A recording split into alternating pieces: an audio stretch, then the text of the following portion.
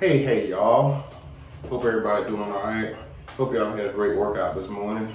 I surely enjoyed having all y'all in the building.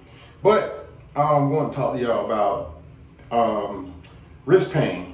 I noticed that a lot of y'all, you have to use handles and stuff like that. And, we go down for push-ups and plank up downs, it seems to bother your wrist, burpees, any pressing, a lot of the pressing exercises seem to bother people's wrists a lot. Now I know some of y'all may suffer from, like some nerve issues, carpal tunnel and stuff like that. A lot of these things won't be fixable without, seeing a physician or whatever. So, you always want to cover everything with your physician before you start a routine. But just want to talk to y'all about a few of the exercises you can do.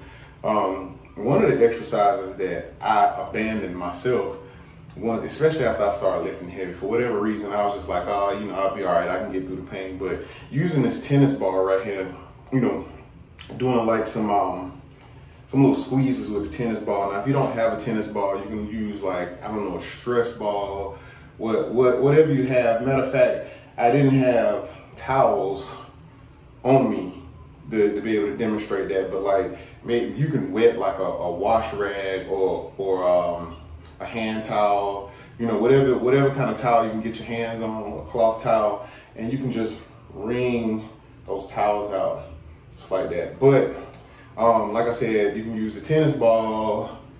You can always do some of these little finger drills right here. I don't even know what you call these. I wish I had a name for them. But you can do like 2 fingers at a time. I mean, for starters, you always want to put all the fingers on the tennis ball and squeeze it just like this, like you're trying to grip something. Like really squeeze that tennis ball like you're trying to crush it, like you're trying to squeeze orange juice out of an orange.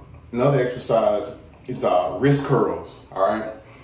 It's a small movement, but it's really gonna strengthen those forearms and give you enough power and strength in those wrists when you go down and do those push-ups, your presses, and all the other, any kind of pushing motion that you do in the gym, outside the gym, however you work out. That'll help also. You can do like some wall climbers. I'm not even sure if that's the scientific name for it, but wall climbers where you take your, you put your palms up against the wall, but you want your fingers down towards the floor, and you can just walk up and down that wall, putting all the pressure, and you want to lean forward so you can put all that pressure on the wrist right here, all right? At first it's gonna hurt a little bit, and that's typically because your wrists are already tight, and that's okay. But the more you do it, the more you will strengthen those wrists, the more your wrists, the looser your wrists will be for those pushing motions. Let's see. Another exercise you can do is you can go down on the knees if being up against the wall is a problem. If you live in the kind of house I live in, let me tell you something, don't ever buy Mungo homes. All right, I know that's not fitness related, but don't ever buy a Mungo home. It seems like they make the walls out of freaking sheetrock or whatever. But if you're afraid to go up against that wall, you don't feel like you got nothing sturdy enough, you can always go down to the ground, turn your fingers towards you, all right? And you want to push those hips back, all right? It's kind of like a tabletop position almost, but you want to push those hips back and put all that pressure on those wrists, all right? Like I said, it's going to be uncomfortable at first, but you kind of want it to be like that because what it's doing is working all the kinks out of those wrist muscles, all right?